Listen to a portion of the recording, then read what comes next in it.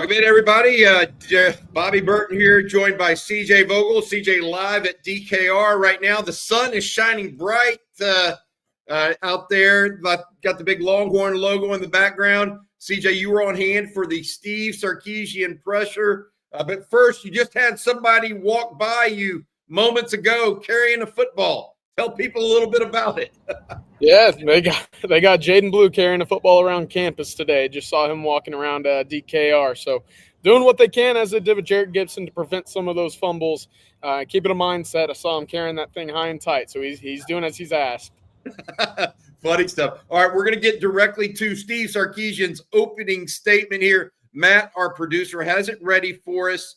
Matt, let's play Steve Sarkisian opening statement from this morning's press conference. From the game that I thought were important. We talked a lot about playing complementary football, and it showed up again in this game when we get the turnover, Jelani McDonald's interception. We turn that into 7 points to score a touchdown. I think our last 7 turnovers that we've created, we've turned 5 of those into touchdowns, and the other 2 we drove the ball and then ended up taking a knee. And so the fact that we're playing off of each other that way. On the flip side, where I thought complementary football showed up in this game as well, was a couple of the turnovers there in the third quarter that our defense was able to take the field in a sudden change manner and give up no points. They forced the missed field goal, they forced a 4th down stop, and that's playing off of one another as well and doing it both ways. And so I thought that was really encouraging. Naturally, defensively, our ability to get to the quarterback the last couple weeks has been impressive. I think we have 12 sacks the last 2 weeks, 6 in each game, and in each game, 5 different players getting sacks in those games. And so it's not about relying on one player getting those sacks. A variety of guys are making those plays. I really think the presence of Trey Wisner, what he's been able to do the last couple weeks, has really shown up, and really the presence of Jaden Blue. Those 2 guys combined have really created a running game for us that has been physical, that's been downhill. That's really been important. I think Gunnar Helm continues to play at a high level for us offensively. And you think about that Kentucky defense coming in and how difficult they were, and people struggled to move the ball on them. I thought we moved the ball really well. I thought when we got in the red area, the number 1 red zone defense in our conference, to go 4 or 5 for touchdowns in that game was really critical. But again, as we all know, coming out of that ball game, our ability to hold on to the football has to improve this week if we want to try to get the outcome that we're looking for. So exciting time to go to College Station Saturday. Definitely exciting, and they're a very good football team. Coach Elko's done a great job in year 1. They definitely have an elite premier defensive front that kind of is the strength of that team. With all that being said, they're good in a lot of other areas as well. They're excellent 3rd down defense. They get after the quarterback. I think offensively they're very efficient. They control the ball. They are a very good red zone offensive football team, and when they get there, they score touchdowns. I think inserting Reed at quarterback has provided a real spark for them. They're a big offensive football team. They're a big offensive line. They got big receivers. They got a physical running back. So they pose a lot of great challenges for us. But these are the games that you look forward to playing in. And with something on the line, we're excited about the opportunity, and we got to prepare really well this week. If you're just now joining us, that was Steve Sarkisian at the mic just minutes ago. I'm Bobby Burton, joined by CJ Vogel. This is the On Texas Football special episode for Sark's Presser, brought to you by our friends over at Duck Camp. CJ, we thought after that opening statement, we thought the first question would be about Quinn Ewers' health, and guess what? It was about Quinn Ewers' health. What does Steve Sarkisian have to say about the Texas quarterback?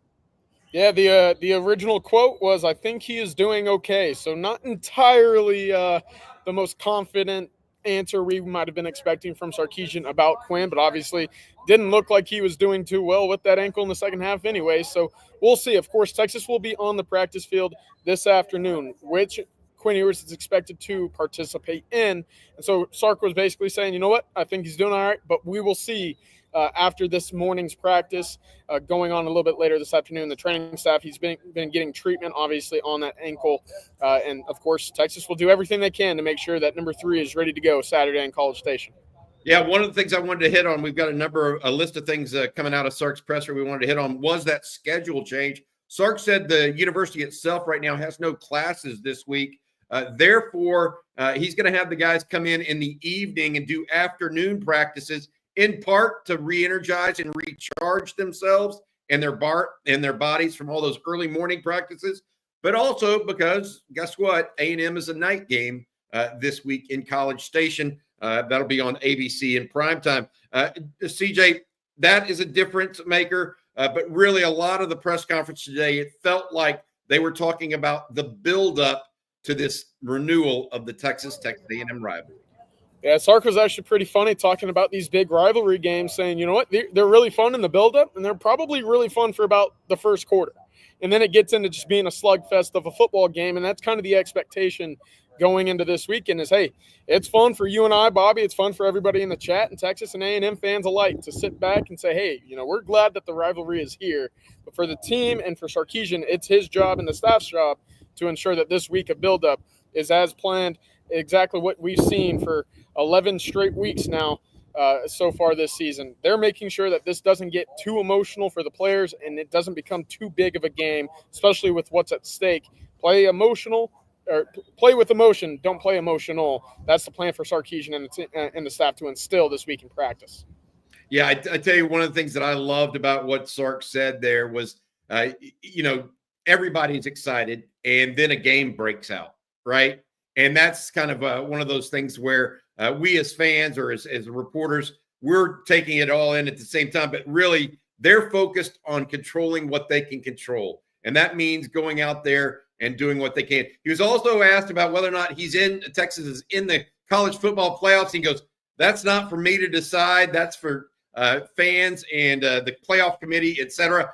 I'm focused on us coming here to win this game and go to the SEC championship. One of the better quotes of the day, actually, CJ, I thought was a reporter, and I don't know who it was, but hats off to him, saying that Sark is now one of only 3 coaches in University of Texas history to win 10 games in back-to-back seasons, following, of course, Darrell K. Royal and Mack Brown. Sark now one of only 3 coaches in Texas football history to do that. That's gaining some notoriety there for him as well as we look at this right now for Steve Sarkisian. This game, though, a big one in determining anyone's legacy involved with Texas and Texas A&M. The first time the two teams will meet in 13 years. All right. Sark was also asked about improvements. Who's made the biggest improvement? What he saw from that long drive from his offensive line. We're going to talk about that. And then something that we're going to call nuances of the game. But first, before we do that, I want to say thank you to our sponsor. That's Duck Camp. Duck Camp is gear, what I'm wearing right now, made for the people that live for the moments out there where there are fish to catch, birds to hunt, time to kill. At Duck Camp, they believe you can't just sit around and wait for adventure to come to you. You have to get out there, stay out there, and make the most of every single second. Here's the great seasons, y'all. Yes, hunting and football. Shop hunting gear at duckcamp.com. Make sure your wife make sure you put it on your Christmas list for your wife to get some up for you. Again, duckcamp.com. All right, CJ, he talked about that long drive on Saturday. 15 plays, 86 yards, 8+ minutes off the clock. He said he complimented not only his offensive line, but his tight ends, Trey Weiser, and how he ran the football. He said it was his second drive that he really felt similar to, including the one the previous week at Arkansas. What did he really say about that caught your attention about those 2 drives? It was basically the Texas offensive line going out and instilling their will on another team. And, I think that's what we expected a little bit more of this year coming in to the season. But, hey, there's been 2 really impressive drives that Texas has been able to really just ride behind that offensive line. And you mentioned the 7-8 minute drive against Arkansas to close out the game, and obviously the 15-play drive against Kentucky, who, hey, they've got a good solid, front on the Texas or on the Kentucky side of the ball to go 15 plays, all rush attempts, and really just put that game out of reach. He said that offensive line is great for their confidence. It's great for the confidence of the offense to know that when we call the rush plays, that this is the result that we are expecting for the running backs to be rewarded for their afternoon, for the wide receivers to come in and have impactful blocks at the second level. Really positive note all the way around, especially going into what will be games Texas needs to run the football with success in to have that balanced attack offensively. Positive note on both end of games there for the Longhorns. Another thing he mentioned in that is the focus it takes to do that and the mental strength to put those two long drives together at the right times.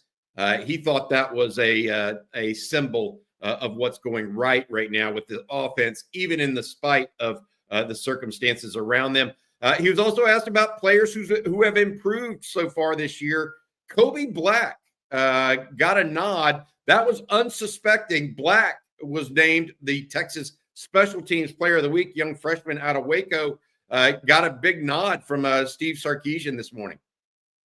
They sure did. 2 tackles, a really impressive day on special forces for the Longhorns, and that kind of goes to his development. Again, hey, maybe it's just a trend that we'll see moving forward, Bobby, with all these Waco Connolly kids and their impacts on special teams. But that's one of the things where, hey, you didn't see any snaps for Kobe Black on the defensive side of the ball, but his presence was still felt, and I think that's a sign of maturity, right? 11 games into the season, how can you still be an impactful football player, even when your number's not necessarily called where your position is? And that's something that Kobe Black was learning.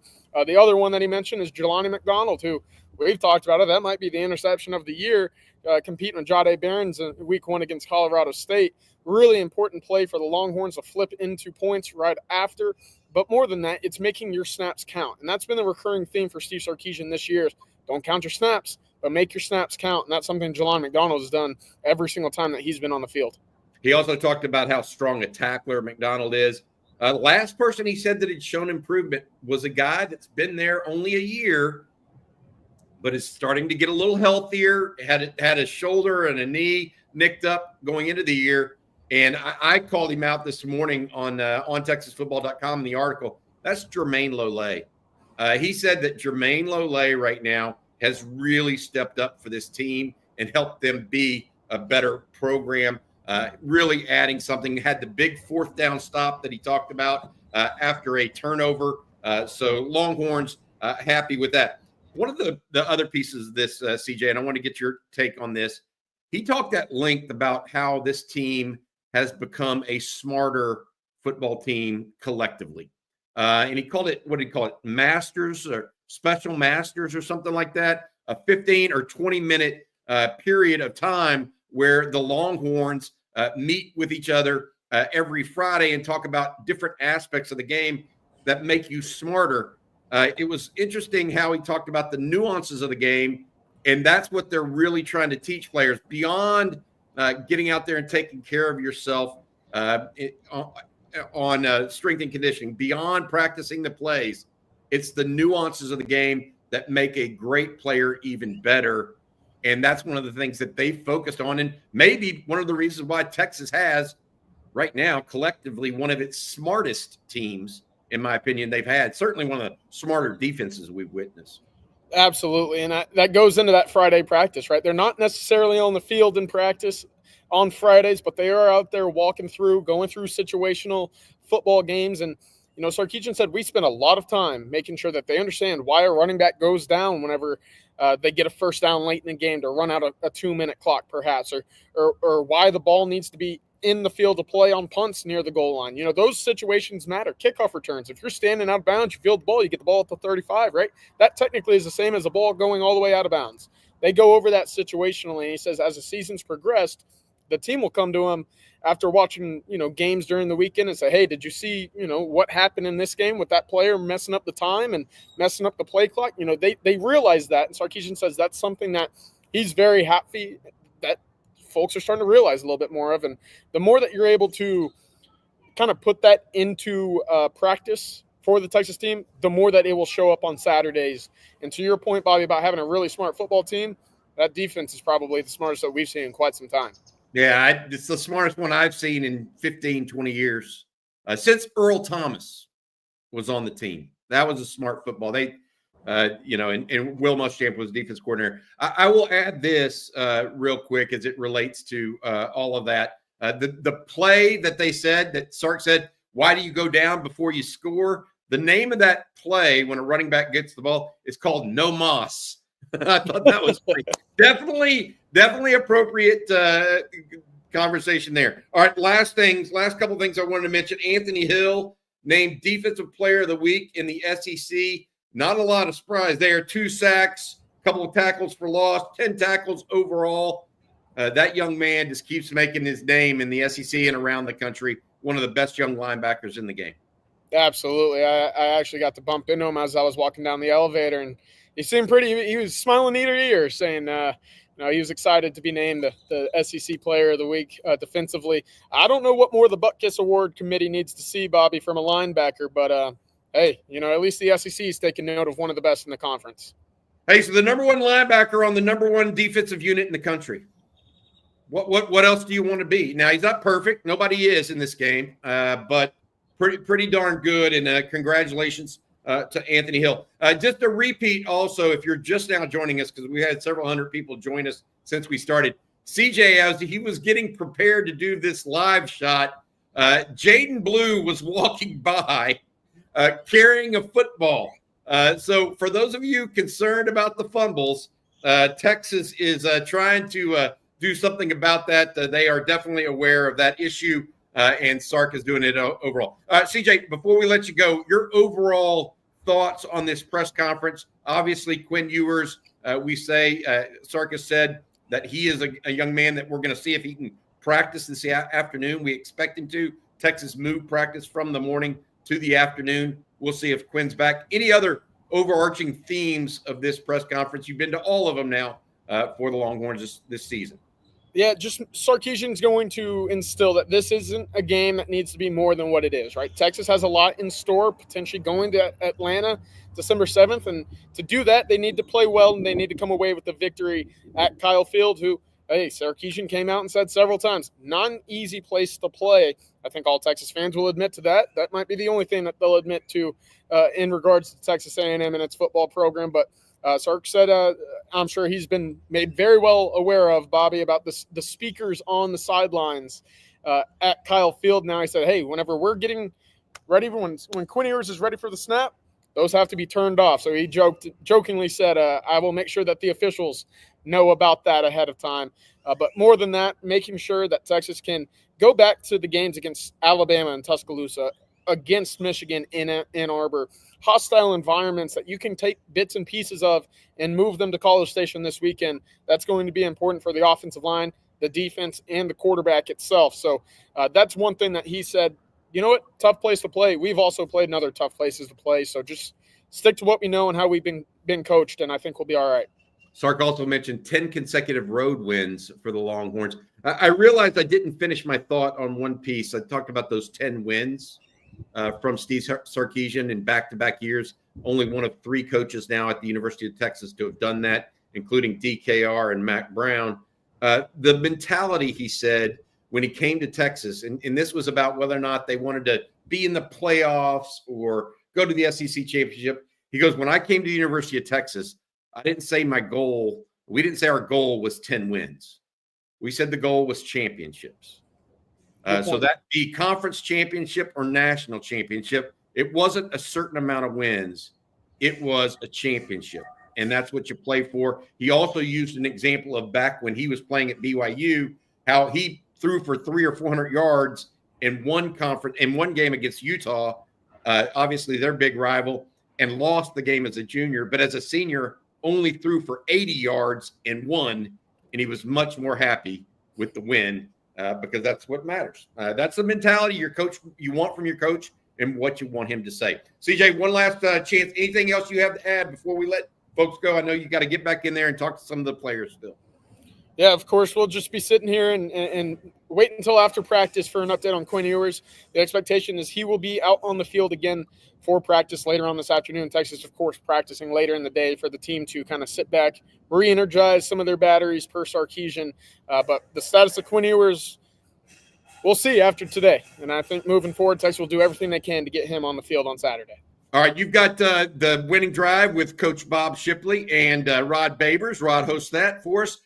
Y'all will be on around 3:00. We may have some news then, or we may have it tonight on Talkin' Ball.